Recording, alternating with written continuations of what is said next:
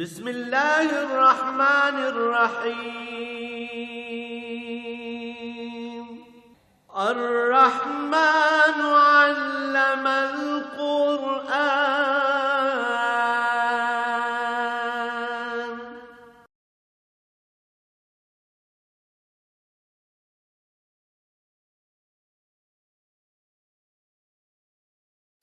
الحمد لله رب العالمين، والصلاة والسلام على حبيبه محمد وآله وصحبه أجمعين. أعوذ بالله من الشيطان الرجيم. بسم الله الرحمن الرحيم. والنازغات غرقا والناشطات نشطا والسابحات سبحا فالسابقات سبقا والمدبرات أمرا.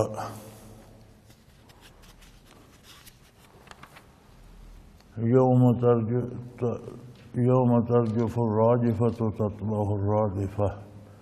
قلوب يومئذ واجفة أبصارها خاشعة يقولون إنا لمردودون في الحافرة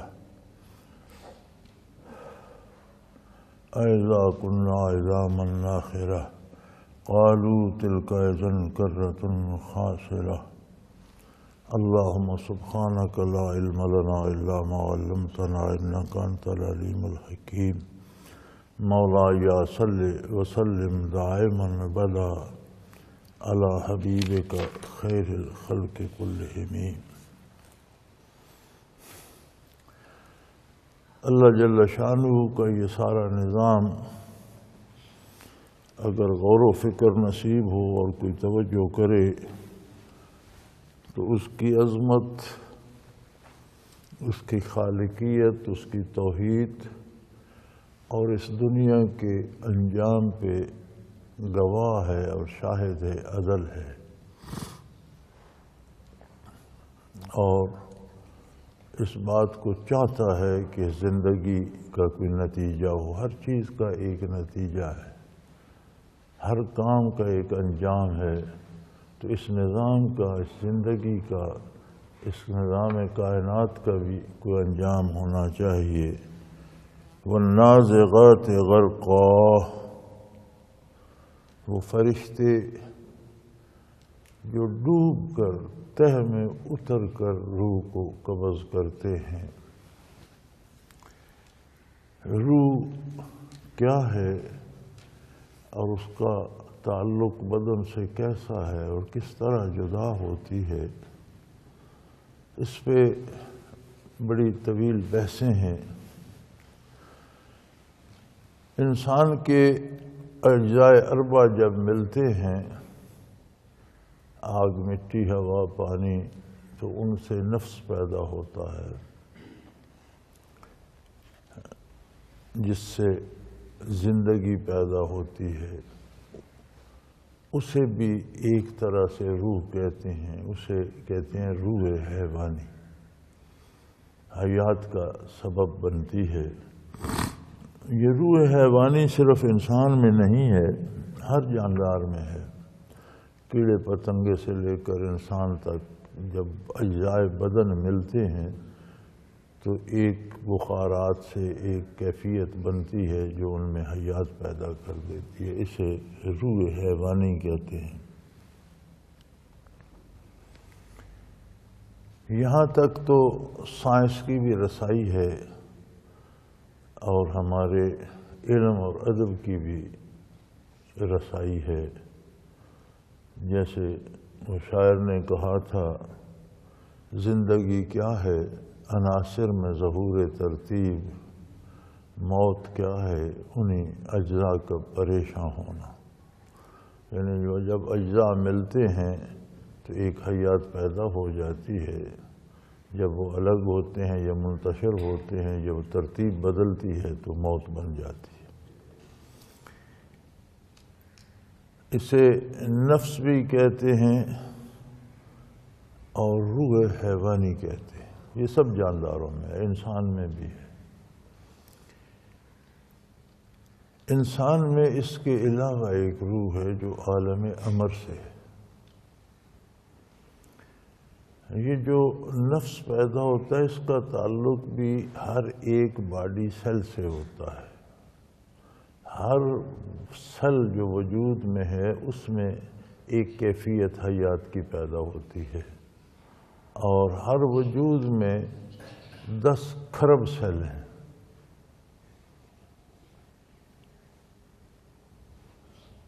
تو جو روح انسانی ہے یہ عالم امر سے ہے. کل الروح من امر ربی، ایک لطیف ربانی ہے جو بدن کو حیات بخشتا ہے اور دوام بخشتا ہے. یہ جو روح حیوانی ہے اس میں دوام نہیں ہے. یہ مادہ چونکہ فانی ہے، یہ مادے سے پیدا ہوتی ہے، یہ بھی فانی ہے. اس لیے جتنے مخلوق انسان کے علاوہ ہے یہ ختم ہو جائے گی، قیامت کو زندہ کی جائے گی لیکن فنا کر دی جائے گی. انسان میں جو عالم امر کی روح ہے، عالم امر میں فنا نہیں ہے، پر تو ہے صفات باری کا. تو جس طرح ذات باری کو بقا ہے صفات باری کو بھی بقا ہے. تو عالم امر کی روح فنا نہیں ہوگی. اگر روح فنا نہیں ہوگی تو جن اجزاء سے اس کا تعلق ہے وہ بھی قائم رہیں گے. لہذا انسان ہمیشہ زندہ رہے گا. وہ جنت میں جائے گا ہمیشہ رہے گا، جہنم میں جائے گا زندہ ہمیشہ رہے گا، جس حال میں بھی ہو. تو جب یہ تناسب بگڑتا ہے تو روح حیوانی تو فنا ہو جاتی ہے، لیکن جو روح عالم امر کی ہے اسے ایک ایک سیل سے قبض کرتا ہے فرشتہ.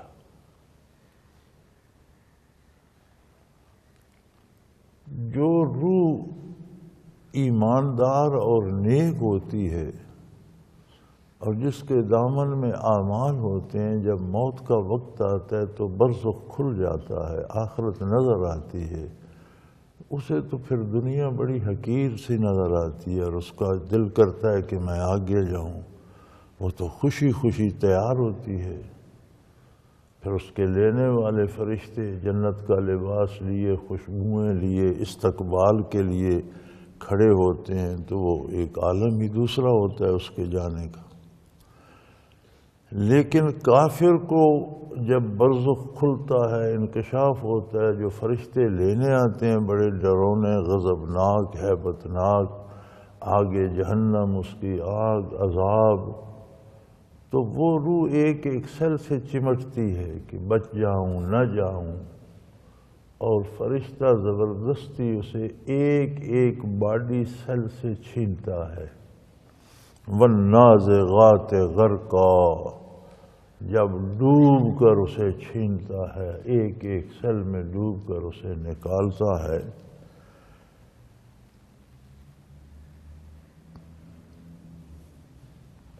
والناشطات نشطا، اور اس کے مقابلے میں دوسرے جو مومن کی روح بڑے مزے سے، بڑے لطف سے، بڑے آرام سے واپس لے رہے ہوتے ہیں. تو موت کیا ہے؟ روح کا وہ تعلق جو اجزائے بدنی سے دنیا کے نظام کے لیے وہ ختم کر دیا جاتا ہے. کلی طور پر تعلق ختم نہیں ہوتا. تعلق ہر سیل کے ساتھ روح کا رہتا ہے اور کبھی ختم نہ ہوگا. مفسرین کرام نے اس پہ بہت بحثیں کی ہیں. عذاب ثواب برزخ اور قبر کو لکھا ہے کہ چونکہ نفس کا تعلق رہتا ہے، جو روح حیوانی ہے اس کو عذاب ثواب ہوتا ہے. روح جو ہے عالم چلی جاتی ہے برزخ میں، علیین میں یا سجین میں، یہ وہ. لیکن اللہ کریم کی شان ہے، جب اجزاء فنا ہوتے ہیں، خاک میں مل جاتے ہیں، سیل نہیں رہتے، وہ واپس اجزاء خاکی بن جاتے ہیں. انسانی ہیومن سیل نہیں رہتے، چونکہ ہیومن سیل تو خاک سے مختلف شکلیں، مختلف کیمیائی چیزیں بن کر پھر ایک مادہ بنا، پھر اس مادے کو شکم مادر میں رکھا گیا، وہاں جا کر اس میں سے انسانی وجود کے سیل بنے۔ جس طرح کسی چیز کے اجزاء جمع کر کے بھٹی میں پکایا جاتا ہے، پھر جا کر وہ ایک چیز بنتی ہے، تو وہ سیل تو تباہ ہو جاتے ہیں۔ جب وہ سیل تباہ ہوتے ہیں تو یہ جو ہے جسے روح حیوانی کہتے ہیں، یہ بھی ختم ہو جاتی ہے، یہ مادی ہوتی ہے، مادے کے ساتھ اس کا تعلق۔ جو روح عالم امر کی ہے ہر انسان میں، وہ مومن ہے یا کافر، اس کا تعلق ختم نہیں ہوتا۔ باڈی سیل کسی صورت بدلتے جائیں، کوئی ذرات میں چلے جائیں، اس کا تعلق ان سے قائم رہتا ہے۔ تو دنیا میں بدن مکلف ہے، چوٹ لگتی ہے بدن کو، بخار بدن کو ہوتا ہے، گرمی سردی بدن محسوس کرتا ہے، لیکن دکھ روح تک اترتا ہے۔ برزخ میں روح مکلف ہو جاتی ہے، بدن تابع ہو جاتا ہے۔ عذاب ثواب روح کو ہوتا ہے تو دکھ سکھ بدن تک پہنچتا ہے۔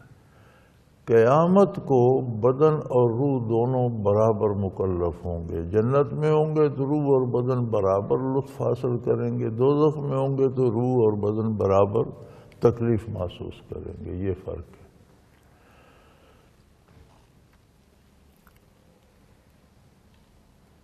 والسابحات سبحا والسابقات سبقا، اور جو بڑے مزے سے تیرتے ہوئے مومن کی روح کو فضاؤں میں تیرتے ہوئے اللہ کی بارگاہ میں لے جاتے ہیں اور بڑی تیزی سے بڑھتے ہیں، یعنی یہ کام جھٹپٹ ہو جاتا ہے۔ 50,000 سال کی راہ ہے جہاں فرشتوں کو پہنچنا ہوتا ہے، لیکن آنے بعد میں پہنچ جاتے ہیں۔ مومن کافر نیک بد ہر ایک کی روح قبض ہو رہی ہوتی ہے، لیکن جو ظاہری کیفیت ہے اس سے سمجھ نہیں آتی۔ بعض اوقات بظاہر نیک آدمی کو بہت تکلیف ہو رہی ہوتی ہے، لیکن وہ ظاہر ہوتی ہے، اندر بہت راحت ہوتی ہے۔ بعض اوقات ایک بدکار آنے واحد میں مر جاتا ہے، کوئی پتہ ہی نہیں چلتا، بیٹھا بیٹھا بات کرتا کرتا آنکھ بند ہو جاتی ہے، مر گیا، پھر فوراً روح نے بڑے آرام سے، لیکن شاید اسے بہت زیادہ تکلیف ہوئی ہو، چونکہ یہ کیفیت اندر اندر ہوتی ہے اور اس کا تعلق ایمان اور کردار اور اعمال سے ہوتا ہے۔ تو فرمایا یہ نظام، یہ روز جس طرح انسان پیدا ہو رہے ہیں اسی طرح روز مر رہے ہیں، اور یہ نظام اس بات پہ گواہ ہے۔ قرآن میں جتنی قسمیں آئی ہیں، قسم ہے ان فرشتوں کی جو کافر کی روح ڈوب کر نکالتے ہیں، ایک ایک سیل سے چھین کر نکالتے ہیں، مومن کی روح کو خوش آمدید کہتے ہیں، مزے سے لے کر جاتے ہیں۔ یعنی یہ نظام، یہ موت بھی اس بات پہ گواہ ہے کہ جس طرح انسانی زندگی کے لیے موت لازمی ہے، اس کائنات کے نظام کے لیے بھی ایک وقت لازمی ہے، اس کا بھی ایک انجام ہے۔ جس طرح روح کو لے کر واپس بارگاہ الہی میں جاتے ہیں، اس طرح اس سارے نظام کو بھی لپیٹ کر ایک دن اس کی بارگاہ میں پیش کیا جائے گا، یہ اس بات پہ دلیل ہے۔ فالمدبرات امرا، اور جو احکام الہی کی تدبیر کرتے ہیں۔ ما یعلم جنود ربک الا ہو، اللہ کے لشکروں کو وہ خود ہی جانتا ہے کتنے ہیں۔ ایک ایک قطرہ بارش کا جو زمین پہ گرتا ہے، بادل سے لے کر اسے ذرات زمین تک پہنچانے پر ہر قطرے پر ایک فرشتہ مقرر ہوتا ہے، جہاں اسے پہنچنا ہے وہ وہیں پہنچتا ہے۔ ہواؤں کو چلانے پر حتیٰ کہ تفاسیر میں ملتا ہے کہ ایک ایک انسانی وجود پر کتنے فرشتے مقرر ہیں، کھانا چبانا، الگ سے اترنا، پیٹ میں جانا، ہضم کرنا، اسے تقسیم کرنا، کس سے ہڈی بنے گی، کون سا حصہ گوشت بنے گا، کون سا خون بنے گا، کون سا فضلے میں خارج ہوگا، ہر کام پہ جس طرح مشین پہ کاریگر کھڑے ہوتے ہیں، ایک وجود پہ کتنے فرشتے لگے ہوتے ہیں۔ اور مولانا تھانوی رحمۃ اللہ تعالی علیہ لکھتے ہیں کہ جب کوئی بندہ بیمار ہوتا ہے تو جہاں کسی فرشتے کو حکم ہوتا ہے کہ یہاں کا کام روک دو، وہاں وجود میں وہ کام رک جاتا ہے، بیماری شروع ہو جاتی ہے۔ جب شفا ہوتی ہے تو اسے حکم ہوتا ہے کہ یہ مشین چلا دو، وہاں سے چل پڑتا ہے، ٹھیک ہو جاتا ہے۔ تو فالمدبرات امرا، تکمیل احکام الہی کے لیے کتنے فرشتے سرگرم عمل ہیں۔ یہ عمل بھی اس بات پہ دلالت کرتا ہے کہ اس کام کا کوئی نتیجہ ہوگا، یہ اتنی مخلوق فضول نہیں لگی ہوئی، اس کا کوئی انجام ہوگا۔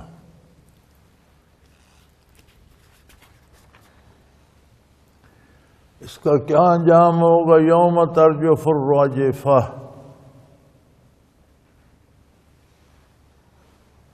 جس دن ہر چیز کو ہلا کر رکھ دیا جائے گا۔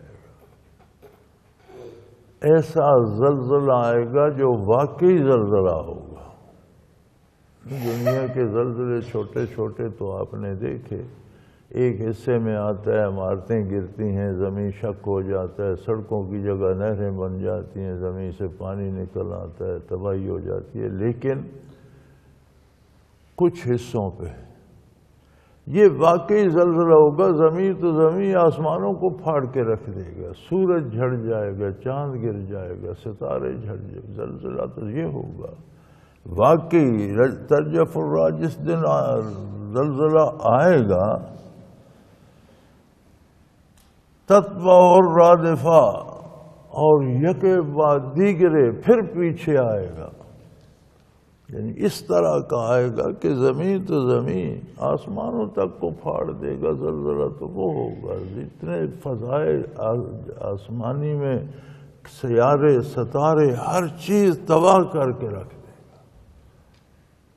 صرف زمین نہیں، سارے سیارے ستارے جو آج گنے نہیں جا رہے، ہر چیز کو ہلا کے تباہ کر کے توڑ پھوڑ کے رکھ، تاکہ خود آسمان پھٹ جائیں گے۔ قلوب یومئذ واجفہ، اس دن دیکھو دلوں کا کیا حال ہوگا اور کتنا خوف طاری ہوگا ان پر۔ کبھی دیکھا دنیا میں جس شہر میں آپ ہوں اور اس میں زلزلہ آ جائے تو دلوں پہ کیا گزرتی ہے؟ کبھی ان لوگوں سے پوچھو جہاں زلزلہ آتا ہے، زمین پھٹتی ہے، مکان گرتے ہیں، لوگ مرتے ہیں، جو بچ جاتے ہیں، ان سے پوچھو زلزلے کے وقت ان کے دلوں پہ کیا گزرتی ہے۔ تو جب ایسا زلزلہ آئے گا کہ زمین تو زمین، سیارے ستارے، سورج چاند، ہر چیز جس سے متاثر ہوگی ڈگمگا جائے گی، روشنیاں بجھ جائیں گی، آسمان پھٹ جائیں گے، اس دن جو دلوں پر خوف طاری ہوگا وہ کیسا ہوگا؟ ابصارها خاشعہ، آنکھیں پتھرائی ہوئی ہوں گی، جھک جائیں گی آنکھیں۔ یقولون انا لمردودون فی الحافرہ، اس دن کفار کہہ رہے ہوں گے او خدایا، چونکہ جو خاک میں مل چکے ہیں وہ زلزلہ ہر ایک کو ہلا، وہ صرف زندوں پہ نہیں آئے گا، جو تہے خاک ہو چکے ہیں انہیں بھی ہلا جلا دے گا کہ اٹھو بھائی میاں، وقت گزر گیا، برزخ ختم ہو گیا، قیامت قائم ہو گئی، اٹھو۔ وہ کہیں گے یار پھر واپس زندگی میں جانا پڑ گیا، اب ہم پھر دنیا پر، پھر میدان حشر میں پھر اسی بدن کے ساتھ کھڑے ہوں گے۔ اذا کنا عظاما ناخرہ، جب ہم ہڈیاں بھی گل سڑ گئیں، خاک ہو گئے، پھر وہی اسی طرح کھڑا ہونا پڑ گیا۔ فَإِنَّمَا هِيَ اذا كنا عظاما ناخرا قالوا تلك اذا کرۃ خاسرہ، اس وقت کہیں گے یہ تو بڑا گھاٹے کا کام، مارے گئے یار، یہ تو پھر بڑی مشکل میں پڑ گئے، ہمارے تو پلے کچھ بھی نہیں، ہم تو اس دن کو مانتے نہیں تھے، اس کے لیے کیا کچھ نہیں، یہ تو بڑی مصیبت میں پھنس گئے، ہمارے پاس تو کچھ بھی نہیں، یہ واپسی تو بڑی مشکل، بڑی خسارے کی ہو گئی۔ فَإِنَّمَا هِيَ زَجْرَةٌ وَاحِدَةٌ، اور ایک ڈانٹ، ایک جھڑک ہوگی، ایک کڑک ہوگی، ہر کوئی بھاگ کر حاضر ہو جائے گا، کوئی تاخیر نہیں ہوگی، کسی کو فرصت نہیں ہوگی بہانہ کرنے کی، پیچھے دیکھنے کی۔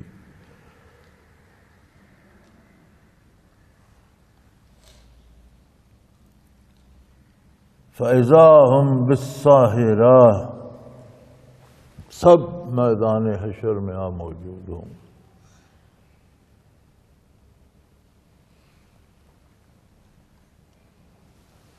اللہ تعالیٰ کا حدیث موسیٰ، آپ موسیٰ علیہ السلام کا واقعہ یاد کر لیجئے، کیا آپ کو موسیٰ علیہ السلام کے واقعات کی خبر نہیں ہے؟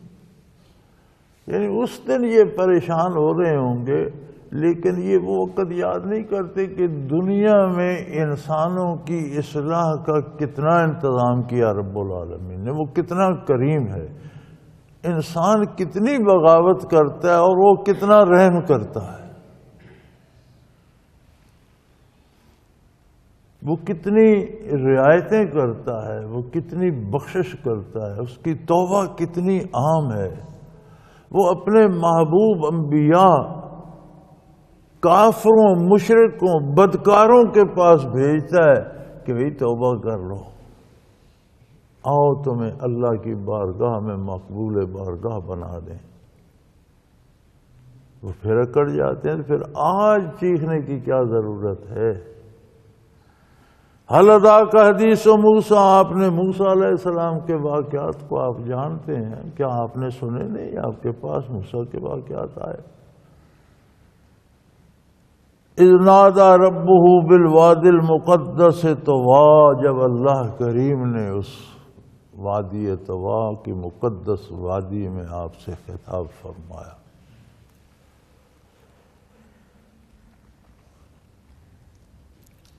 طویٰ میدان کو کہتے ہیں یا وادی کو کہتے ہیں؟ تو یہ پہاڑ اور وادیاں اور میدان کیسے مقدس ہو گئے؟ چیزوں میں، جگہوں میں حالات و واقعات کے ساتھ کیفیات بدل جاتی ہیں۔ زمین اللہ کی ہے، سب ایک جیسی ہے، اس پر ایک جگہ آپ ایک کعبہ خانہ، شراب خانہ بنا دیتے ہیں تو اس کی نحوست سے زمین میں بھی نحوست آ جاتی ہے۔ اسی زمین پر ایک جگہ مسجد بن جاتی ہے تو باقی زمین کی نسبت وہ متبرک ہو جاتی ہے کہ وہاں اللہ کا ذکر ہوتا ہے، رکوع و سجود ہوتا ہے۔ اسی طرح جہاں اللہ کے بندے، بزرگان دین، نیک لوگ ہوتے ہیں، وہ جگہ متبرک ہو جاتی ہے۔ کوئی نہیں روکتا بزرگان دین کے پاس جانے سے، وہاں بیٹھ کر اللہ سے دعا کرنے سے کوئی منع نہیں کرتا، نہ کیا جا سکتا ہے۔ سڑک پر کھڑے ہو کر دعا کرنا بھی اللہ سے دعا کرنا ہے، اسی کی زمین ہے، لیکن کیفیت اور ہوگی۔ مسجد میں آ کر دعا کریں گے، کیفیت اور ہوگی۔ اسی طرح کسی اہل اللہ کی مجلس میں دعا کریں گے، کیفیت اور ہوگی۔ مزار پر بھی برکات ہوں گی، اس احاطے میں بیٹھ کر دعا کریں گے، کیفیت اور ہوگی۔ لیکن دعا اللہ سے کی جائے گی، صاحب مزار سے نہیں۔ روکتا کوئی نہیں، طریقہ صحیح ہونا چاہیے، سلیقہ ہونا چاہیے۔ اب اگر موسیٰ علیہ السلام کو کلام باری نصیب ہوا، جس میدان میں قرآن نے اللہ کے کلام میں بات آ گئی، وادی المقدس، تو بھلا جہاں محمد الرسول اللہ آرام فرمائے روضہ اطہر کیا ہوگا؟ موسیٰ نبی نبی اللہ کے بزرگ و برتر نبی رسول اولی العزم رسول، اللہ کا وہ رسول جسے بغیر کسی واسطے کے براہ راست اللہ سے شرف ہم کلامی نصیب تھا، لیکن رحمت للعالمین صلی اللہ علیہ وسلم تو امام الانبیاء ہے، تو پھر روضہ اطہر کا مقام و مرتبہ کیا ہوگا؟ وہاں حاضری کا شرف کیا ہوگا؟ وہاں کے آداب کیا ہوں گے؟ وہاں کی کیفیات کیا ہوں گی؟ تو میاں یہ کیفیات قطع زمین کی، مکانوں کی، زمانے کی، حالات و واقعات کے ساتھ بدلتی رہتی ہیں۔ تو جب اس کے پروردگار نے ان سے بات کی اس مقدس وادی میں، اذهب الى فرعون انه طغى، تو وہ کتنا کریم ہے کہ فرعون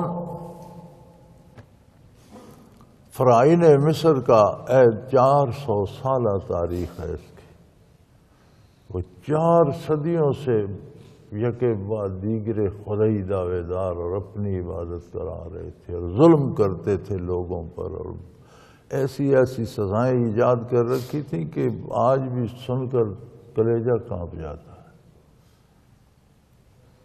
اللہ اتنا کریم ہے کہ اپنے اولی العزم رسول کو فرما رہا ہے یار جاؤ اس سے کہو میرے ساتھ صلح کر لے۔ قادر ہے، زندگی دے رکھی ہے، بینائی دے رکھی ہے، گفتار دے رکھی ہے، ہر سارے اعضاء جوارے دے رکھے ہیں، حکومت دے رکھی ہے، سلطنت دے رکھی ہے، چاہے تو آنے واحد میں اندھا بہرا گنگا کر دے، حکومت چھین لے، بیمار کر دے، لنگڑا رو۔ فرمایا نہیں، اس طرح نہیں، دنیا میں جو چاہتا ہے کر لے، میں نے چیزیں دی ہیں، لیکن جاؤ اس کے پاس سے کہو آؤ سلو کر لو میرے ساتھ۔ اب اس سے زیادہ کوئی کرم کی بات کیا ہوگی؟ فرمایا موسیٰ علیہ السلام سے کلام فرمایا اور انہیں حکم دیا اذهب الى فرعون، موسیٰ جاؤ فرعون کے پاس، انہو طغی، اب تو وہ حد سے بڑھ چکا ہے، مخلوق پر مظالم کی حد کر دی، لوٹ مار کی انتہا کر دی، بغاوت میں حد سے گزر گیا۔ اسے کہو تم نے ساری حدیں پار کر لی ہیں لیکن میں تمہیں معاف کرتا ہوں، واپس آ جاؤ، بس کر دو، توبہ کر لو، سب کچھ معاف کر دوں گا۔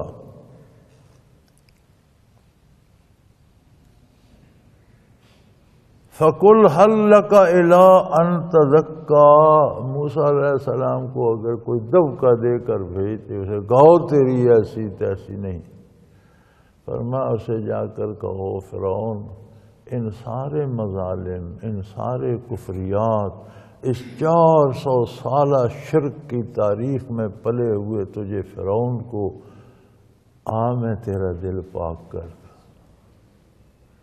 میں تیرا سینہ روشن کر دوں، میں تجھے تجلیات باری سے دھو کر صاف ستھرا، هل لک الی ان تزکی، کیا تو چاہتا ہے میں تجھے صاف ستھرا نورانی منور بنا دوں؟ فرمایا میرا کرم دیکھو، میں قادر ہوں، لیکن میں اپنا محبوب بندہ اولی العزم رسول اس کے پاس بھیج رہا ہوں۔ یار یہ ساری باتیں ہم سنتے ہیں، موسیٰ علیہ السلام فرعون نے نہیں مانا، کبھی ہم نے غور کیا ہمارے پاس کون ہے؟ ہمارے پاس بھی تو محمد الرسول اللہ ہے، ہم مان رہے ہیں، ہم مان رہے ہیں، ہم حلال کھا رہے ہیں، ہماری معیشت، ہماری سیاست، ہماری عدالت، ہمارا نظام تعلیم، ہمارا لباس، ہمارا حلیہ، ہمارا رہن سہن، کیا ہم اسلام کے مطابق ہیں؟ اور فرعون نے تو اس بادشاہت کے گھمنڈ میں نہیں مانا تھا، ہم کس برتے پہ انکار کیے بیٹھے ہیں؟ اس نے تو موسیٰ علیہ السلام کو انکار کیا تھا، ہم محمد الرسول اللہ صلی اللہ علیہ وسلم کی بات نہیں مان رہے۔ یہ صرف قرآن کس سے کہانیاں نہیں سناتا، یہ بتاتا ہے کہ تم اپنے آپ کو اس شیشے میں اس آئینے میں اپنا چہرہ دیکھو، تم کیا کر رہے ہو۔ روزانہ فیس بک بھری ہوتی ہے، یوٹیوب پہ بھرا ہوتا ہے، ای میل بھی آتی ہے، وہ جی شام کے مسلمانوں کے لیے دعا کرو، فلاں جگہ مسلمان مارے گئے جی، برما میں مارے گئے جی، فلاں جگہ فلاں، جہاں بھی ہیں وہاں ظلم ہو گیا، وہاں ظلم۔ تصویریں بھی چھپتی، جو تصویریں ہوتی ہیں ان میں تو کوئی سمجھ نہیں آتی کہ یہ مسلمان ہیں، ہندو ہیں، عیسائی ہیں، کون ہیں۔ جیسے عیسائیوں کے مارنے والوں کے لباس چہرے ہیں، ویسے مرنے والوں کے ہیں۔ وہاں بدھ انہیں مار رہے ہیں برما میں، جیسا بدھوں کا حلیہ ہے ویسا مسلمان کو مارنے والے کے حلیے میں مجھے تو فرق نہیں دکھتا۔ تو میں یہ سمجھتا ہوں دکھ ہوتا ہے، دل خون کے آنسو روتا ہے، پوری دنیا میں مسلمان کیوں تباہ ہو رہے ہیں۔ لیکن کبھی ہم نے یہ سوچا کہ جو ظلم مسلمان اسلام پہ کر رہا ہے، جو حشر اللہ کے دین کا ہم کر رہے ہیں، ہم پر جو زیادتی ہے وہ اس سے کم ہے۔ ہم زیادہ ظلم دین پر، ہماری ہر ادا دین کے خلاف۔ اور فرعون نے تو موسیٰ علیہ السلام کی بات نہیں مانی تو کیا حشر ہوا اس کا۔ ہم محمد الرسول اللہ کی بات نہیں مان رہے تو ہمارا کیا حشر ہونا چاہیے۔ تو پھر اللہ کریم ہے کہ پھر ہم باقی تو ہیں، اس کا تو نشان مٹ گیا، پھر ہمارے پاس توبہ کا موقع تھا۔ تو جنہیں ہمدردی ہے مسلمانوں سے، اسلام سے، وہ خود بھی توبہ کریں اور انہیں بھی مشورہ دیں، آج توبہ کر لو وانتم الاعلون، تم جیت جاؤ گے، اللہ کا وعدہ ہے۔ ان کنتم مومنین، اگر تم نے میرے نبی کا ساتھ دیا تو جیت جاؤ گے۔ اور ایمان کیا ہے؟ مومنین کون ہیں؟ وہی جو نبی کریم صلی اللہ علیہ وسلم کا ساتھ دیں، آپ کی بات مانیں، آپ پر ایمان لائیں۔ تو فرمایا انتم الاعلون ان کنتم مومنین، تم عہد غلامی پکا کر لو، فتح تمہاری ہے، کون تمہیں مار سکتا ہے۔ تو فرمایا فرعون سے کے پاس جائیے، فَقُلْ هَلْ لَكَ إِلَىٰ أَن تَزَكَّىٰ، اسے کہیے کیا میں تجھے پاک صاف روشن منور کر دوں تیرے دل کو، تجلیات باری تیرے دل میں بسا دوں۔ یار کوئی کرم کی حد بھی ہوتی ہے، اس کے کرم کی تو کوئی حد نہیں۔ اس کا کرم بس اس کا کرم ہے، اس کے کرم کی بات نہ پوچھو۔ وہ جیسی اس کی ذات ہے ایسی اس کی صفات ہے، بے مثل بے مثال ہے۔ فرعون سے اپنا نبی بھیج کر پیغام دے رہا ہے، کیا تیرے دل کو پاک نہ کر دیا جائے؟ 400 سال سے کفر و شرک رچتا بستا دھستا آ رہا، فرمایا تیرے دل کو بھی پاک کر دیتے ہیں۔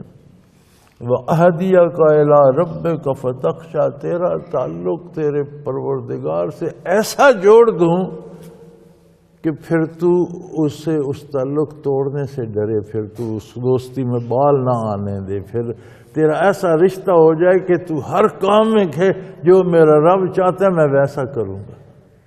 خشیت کیا ہوتی ہے؟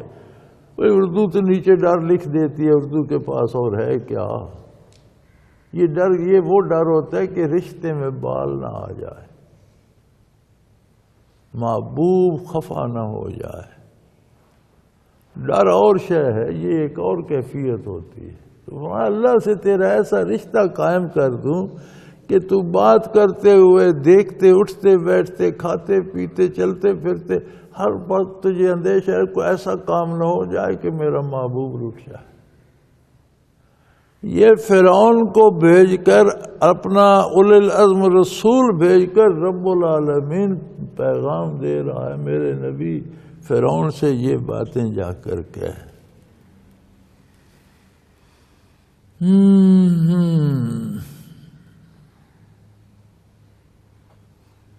اور پھر صرف زبانی باتیں نہ کرنا، معجزات عطا فرما، اسے یہ معجزات بھی دکھانا کہ میں کر سکتا ہوں، جو میں کہہ رہا ہوں کر سکتا ہوں، اس کی دلیل یہ میرے معجزات ہیں۔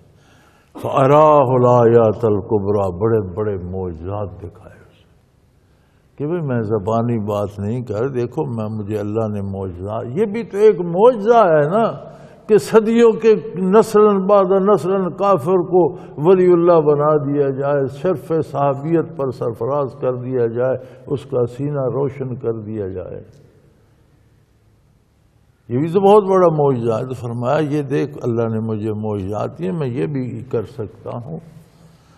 فَأَرَاهُ الْآيَاتَ الْكُبْرَى، اسے بہت بڑے بڑے معجزات دکھائے۔ فَكَذَّبَ وَعَصَىٰ، اس بدبخت نے انکار کر دیا، نہیں مانا اور نافرمانی پہ ڈٹ گیا، میں نہیں مانتا۔ ثم ادبر یسعیٰ، الٹا چل گیا اور مخالفت پہ زور لگا دیا، میں نہیں مانتا، میں تمہارا ایسا تیسا کر دوں گا، میں تمہیں نابود کر دوں گا۔ فحشر فنادى، مخلوق کو جمع کیا اور پھر بڑے اعلان کیے، کیا کہا؟ فقال انا ربكم الاعلى، میں تمہارا سب سے بڑا پروردگار میں ہوں، اگر کوئی اور رب ہے بھی تو مجھ سے کم ہوگا، میں تمہارا رب ہوں، میں تمہارا پروردگار ہوں۔ میرے نیچے دیکھو نہریں اور دریا بہہ رہے ہیں، یہ میرے تابع ہیں، میں تمہیں روزی دے رہا ہوں، میں تمہارا رازق مالک خالق میں ہوں۔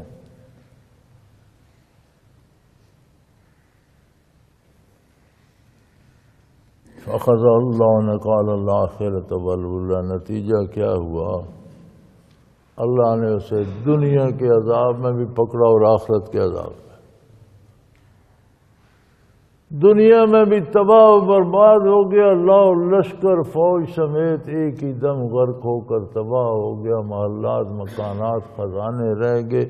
وہ بنی اسرائیل جن سے بگاڑ لیا کرتا تھا، اللہ نے ملک ان کے سپرد کر دیا، حکومت ان کو دے دی، سلطنت ان کے پاس، یہ سارے لو لشکر سمیت غرق ہو گیا۔ اور غرق کیا ہوا؟ اغرقوا فادخلوا نارا، غرق تو پانی میں ہوئے، پہنچ آگ میں گئے۔ دنیا اور آخرت کے دونوں عذابوں میں یک وقت گرفتار ہو گیا۔ تو یا اللہ یہ سارا قصہ ہمیں کیوں سنا رہا ہے؟ ہمارا فرعون سے کیا، موسیٰ علیہ السلام سے کیا، نبی ہمارے محمد الرسول اللہ۔ فرعون کب کا غرق کو فرمایا ان فی ذلک عبرۃ لمن یخشی، اگر تمہیں بھی اللہ سے رشتہ جوڑنا ہے تو اس سے سبق حاصل کرو۔ اس کے پاس موسیٰ علیہ السلام آئے تھے، اس نے نہیں مانی، اس کا یہ اشر ہوا تمہارے پاس محمد الرسول اللہ تشریف لائے ہیں، تم نہیں مانو گے تو کیا ہوگا؟ تم دنیا کے عذابوں کو روتے ہو، وہ تو دنیا اور آخرت دونوں عذاب وارد ہو جاتے ہیں۔ یہ تمہیں اس لیے سنا رہا ہوں کہ عبرت حاصل کرو، وقت ہے، فرصت ہے، توبہ کرو، رجوع اللہ کرو۔ یہ تمہاری حکومتیں کیا ہیں جن میں تم ڈوبے ہوئے ہو؟ یہ تمہارا اقتدار کیا ہے؟ وہ تو فرعون خدائی دعوی لوگ سجدے کرتے تھے میرے بھائی۔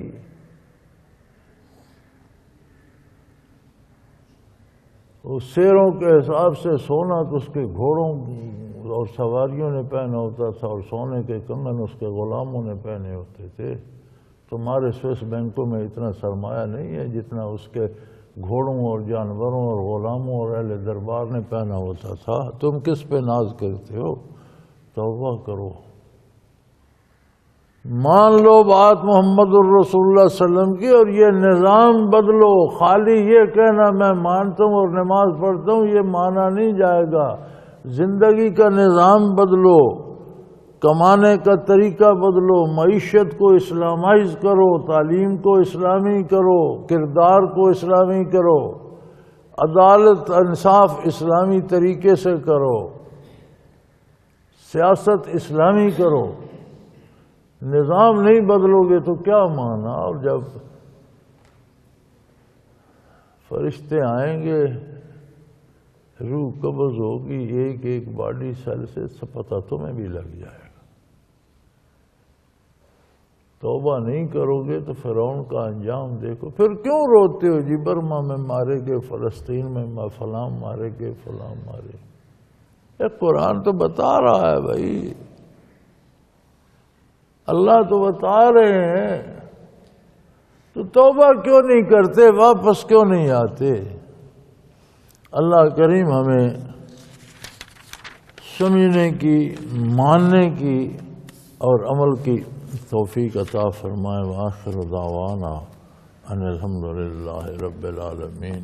اللہ اللہ اللہ اللہ اللہ اللہ اللہ اللہ۔ حضرت امیر محمد اکرم آوان مد ظلہ العالی دارالعرفان منارہ ضلع چکوال میں سالہ سال سے قرآن و حدیث کے اوپر خطابات کر رہے ہیں اور سلسلہ نقشبندیہ اویسیہ کے مطابق لوگوں کو ذکر الہی کی تربیت دے رہے ہیں۔ وہ قرآن پاک کی تفسیر ترتیب وار بیان کر رہے ہیں۔ تفسیر قرآن کو وہ موجودہ ملکی اور بین الاقوامی حالات کے مطابق بیان کرتے ہیں۔ موٹر وے سے کلر کہار کے انٹرچینج سے نکلتے ہوئے، کلر کہار کی جھیل سے ہوتے ہوئے، میانی، بوچھال اور نور پور سے گزرتے ہوئے دارالعرفان منارہ پہنچ سکتے ہیں۔ حضرت امیر محمد اکرم آوان نے بچیوں اور بچوں کی دینی اور دنیاوی تعلیم کے لیے سقارہ اکیڈمی کے نام سے ایک درسگاہ بھی قائم کی ہے، جس کا افتتاح ملک پاکستان کے صدر جنرل محمد ضیاء الحق نے اپنے دست مبارک سے کیا تھا۔ وہ تمام احباب جو اسلام کی طلب رکھتے ہیں ان سے گزارش ہے کہ دارالعرفان منارہ ضلع چکوال میں امیر محمد اکرم آوان صاحب کے خطابات سے مستفید ہوں۔ وہ ہر جمعے کو نماز سے پہلے بیان فرماتے ہیں۔ ہر ماہ کی پہلی اتوار کو ماہانہ اجتماع ہوتا ہے جس میں آپ خصوصی خطاب فرماتے ہیں اور پاکستان کے چاروں صوبوں سے احباب اس اجتماع میں شرکت کرتے ہیں۔ اس کے علاوہ یہاں سال میں 2 مرکزی اجتماعات بھی ہوتے ہیں، ایک رمضان المبارک میں اعتکاف کا اجتماع اور دوسرا جولائی اور اگست میں 40 دن کا اجتماع ہوتا ہے جس میں روحانی تربیت کی جاتی ہے۔ اپنا خون سیماب دے کر اتنا ہم کر جائیں گے، نام آقا کا چمن میں پھر رقم کر جائیں گے۔